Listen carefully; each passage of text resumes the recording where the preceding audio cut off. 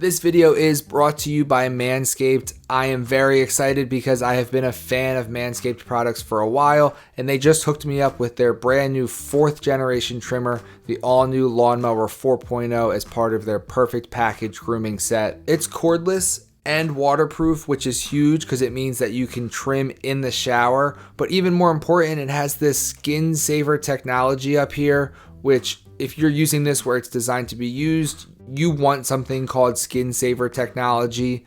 Nicks and cuts are bad, but nicks and cuts down there, it's awful. You don't want it. It's also got this little light right here, which is super convenient, and this thing lasts forever. You can get 90 minutes on a full charge, and I don't care how hairy you are, 90 minutes is enough time to do the job. Also included in the Perfect Package grooming kit is 2 products that I had never tried before, but I won't go back to not using now. The Crop Preserver Ball Deodorant, and they also have this one. It is a Crop Reviver, and it's a spritz for any time throughout the day where you might need some refreshing.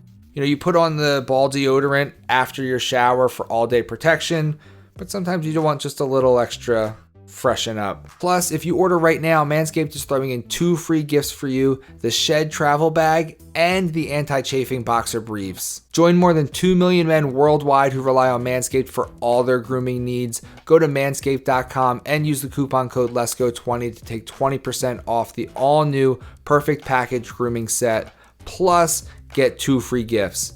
Manscaped.com, coupon code LET'SGO20. The link is in the description below. I had this weekend circled on the calendar for a long time. I was looking very much forward to it, and it was the perfect combination of a stacked UFC card and a 2-day tournament of the Who's Who in Jiu Jitsu competition at the Who's Number 1 Championship. This weekend I learned that watching 18 to 20 hours of fights and Jiu Jitsu content in a 2-day stretch is awesome and very tiring, but awesome. There was so much that happened. I'm going to do my best to hit all of the highlights. We can work chronologically, and we'll start with day 1 of Who's Number 1.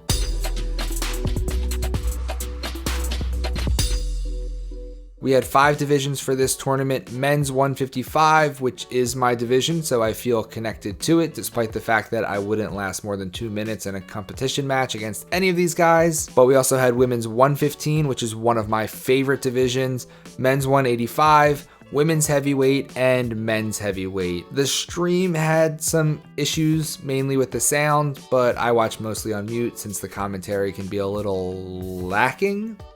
The first and second rounds were on Saturday, and the finals were on Sunday night. There were a lot of matches Saturday, and it will be impossible to touch on every single one, but a few highlights were Orlando Sanchez slammed Tex Johnson and got disqualified, but he tapped anyway right after the slam, so it didn't matter. Like 70-something seconds into the event, Orlando was in big trouble and in a triangle, and he picked up Tex and slammed him hard. Like I said, Tex kept the triangle through the slam, and Orlando ended up tapping anyway, so Tex probably should have gotten credit for a submission, but he didn't. Another highlight or low light was Mason Fowler got poked in the eye, but he hung on to win the match and then had to withdraw from the tournament due to the issue. Seems like he's okay now, and he said he's going to have his vision back in a week or so let's hope for no long-term damage. Mason was my pick to win the whole tournament, so that was a big bummer for me. Another loss I wasn't expecting was Mikey Musumeci, who's been on a tear since returning to no-gi competition, and he lost, which did surprise me,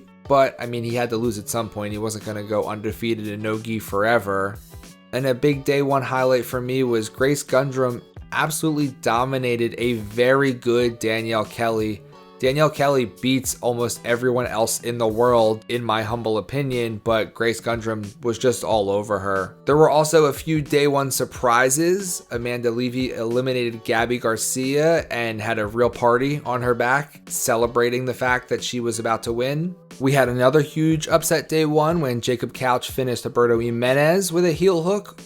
And I think the whole jiu-jitsu world was a bit shocked. I don't think anyone gave Couch much of a chance, but it was a very, very well done submission. Also in the second round, Grace hit a twister. I love the twister. I have a video about how to do the twister. It is up here, so make sure you check that out. Now, a lot of people were upset about the twister and think the twister should be banned. The twister should not be banned. People just need to know when to tap. The point of damage in a heel hook happens much quicker than it does with a twister, but we still let in heel hooks and they're still very dangerous. They're not going to paralyze a person. I get the difference between a knee injury and a spine injury, but you have a lot of time to realize what's happening in a twister and tap. Climb off my soapbox now. Also on Saturday, Cade Rotolo hit the flying scissor takedown, or the Kani Basami for our judo purists. He hit that on John Cisneros in exactly the way that is the reason that takedown is illegal in most tournaments. Cisneros still wanted to compete, but he wasn't allowed to by the medical staff, and that dude is tough. He came back on the consolation matches on Sunday and still competed despite his knee pointing in the wrong direction for a time. But Cade did advance and win the match, so at the end of day one, we had the possibility of a double Rotolo championship. And at this point in the day, I switched from watching two screens, from watching Who's Number One and the UFC at the same time, to just watching the UFC. So let's talk about it.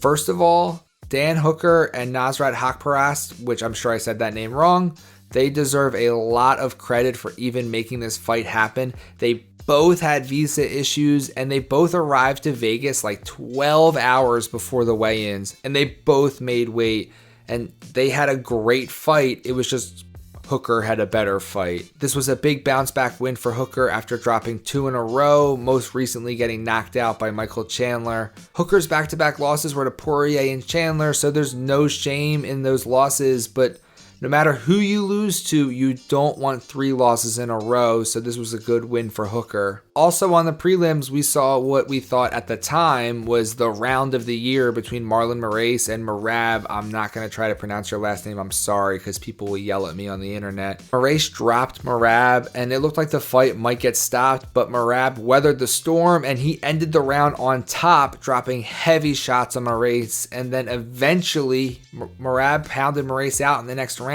It was wild. It was just a wild fight.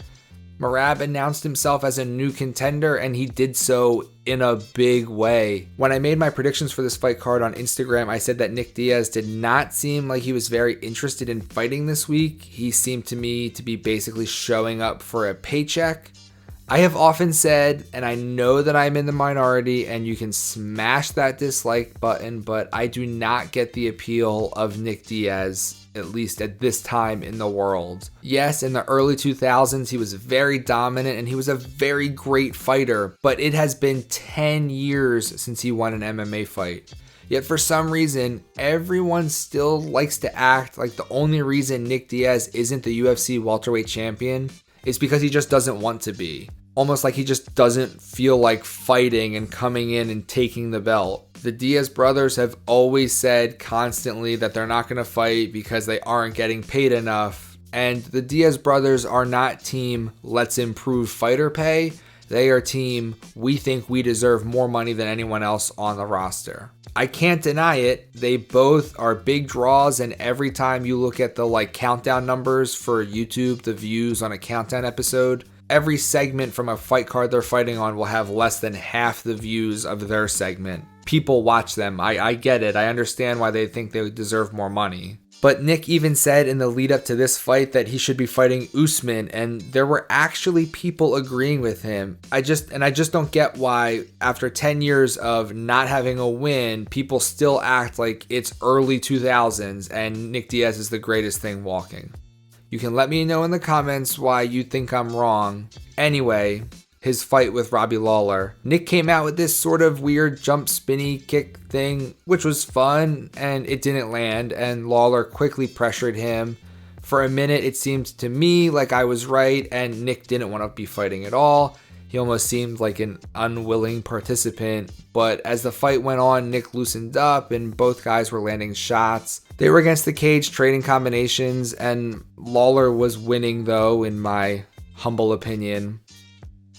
Lawler eventually drops Nick, and it looked like he broke Nick's nose. Lawler went to the center of the ring and was imploring Nick to get up and keep the fight standing. Nick declined that invitation and basically said enough is enough. I hope Nick doesn't fight again, putting aside how annoying I find the Diaz fanboys or how I don't get the appeal myself. Nick just did not seem to have it anymore based solely on this fight, and the fact that he asked for it to be moved from 170 to 185, he still looked pretty soft at 185.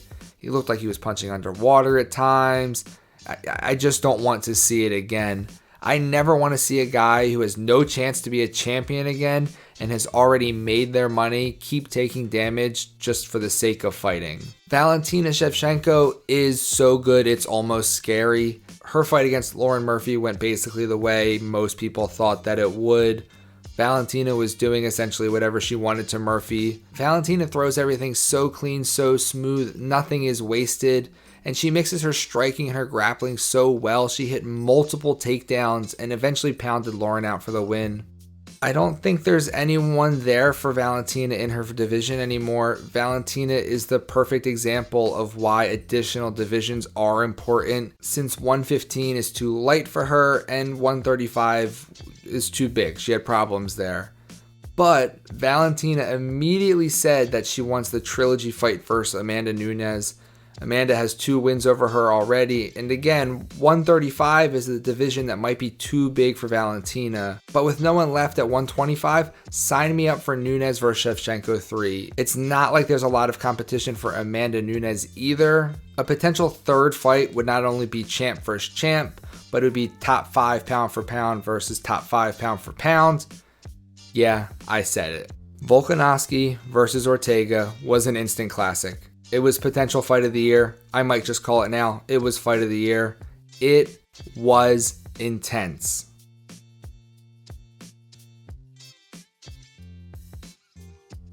Remember I said a minute ago about how we thought we might have seen the round of the year? Well, the third round of Volk Ortega immediately dethroned that. The fight was exciting from the beginning and there were a lot of exchanges early, but I thought that Volk was getting the better of them. Then round 3 happens. Brian Ortega drops Volkanovski and immediately locked up a guillotine, and it was a smooth technique and it was a fucking deep choke. Somehow Volk survived. I've watched probably 10 times and I'm still amazed that that wasn't the end of the fight. Volk escapes the guillotine, gets on top, and is just unloading heavy ground and pound. But in the course of raining down heavy shots on Ortega, Ortega jumps a triangle.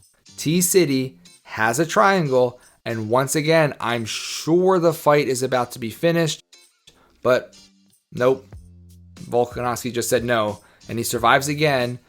Somehow, not only does he survive a second super deep submission attempt, but he gets back on top and lands even more ground and pounds. It was fucking wild. It was a great fight, and Volkanovski won the decision, which I thought was correct. Ortega was really wearing a lot of damage at the end, which I'm sure played a lot into the scorecards. I really like Volkanovski, and I hope a fight of the year like this really launches him a little bit more into stardom. He seems like a super good dude. He's got Craig Jones in his corner, which is kind of cool for a jiu-jitsu nerd like me.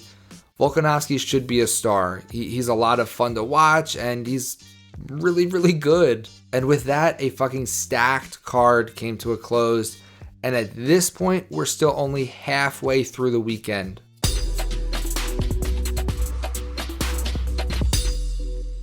I'm not going to touch on the consolation matches for who's number one because I'm looking at the recording and I'm already at like 15 minutes into this episode. So for the sake of time, we're going to just look at the finals matches from Sunday. Tim Spriggs won the men's heavyweight and, you know, the obligatory fuck Lloyd Irvin and all that.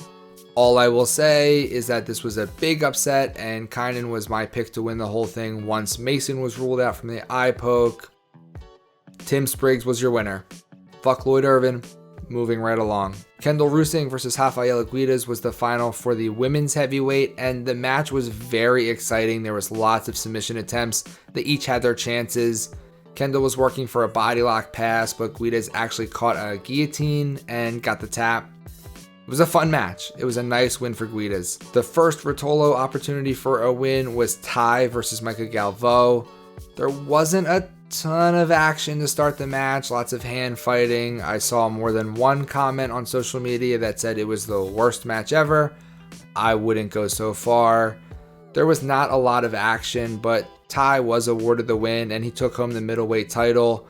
So we're halfway there. We were halfway to the Ruotolo double. Grace Gundrum versus Maisa Bastos was the final for the women's 115, and this was sort of interesting in that it was actually a rematch of Grace's only loss in competition since she was 12 years old. Maisa was attacking the back early and she had Grace in trouble, but Grace survived. That would be very important because after that, there wasn't any real time where either of them was in a lot of danger for a long while.